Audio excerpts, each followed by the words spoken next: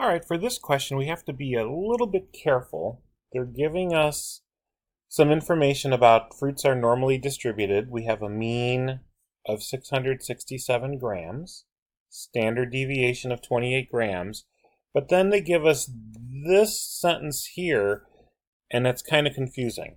So let me try to explain what that sentence means. I want to find the top 19% of heaviest fruit. So I want to do this. The probability that my variable x is bigger than some number c, and that's what I have to solve for, is equal to 0.19. So this 0.19 I converted into a decimal.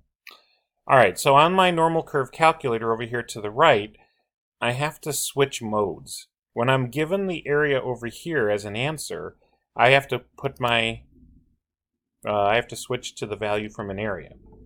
All right, so let's put in the area. The area is 0.19. Why aren't you doing that? Let's see here. Let's do 0.19. And the mean is the 667. The standard deviation is 28. All right, and I want above. Okay, so let's take a look at the picture where we're at.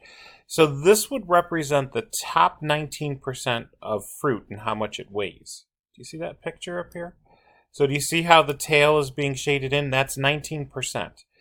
And the number here at the bottom that represents that is 691.581.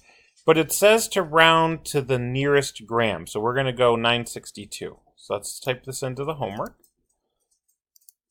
I'm sorry, I said 962, I misspoke. 692. All right, 692, let's do submit. And all right, we have a correct answer. So 692 grams is where the delineation is for the upper 19%. So 692 and above. All right, on to the next question.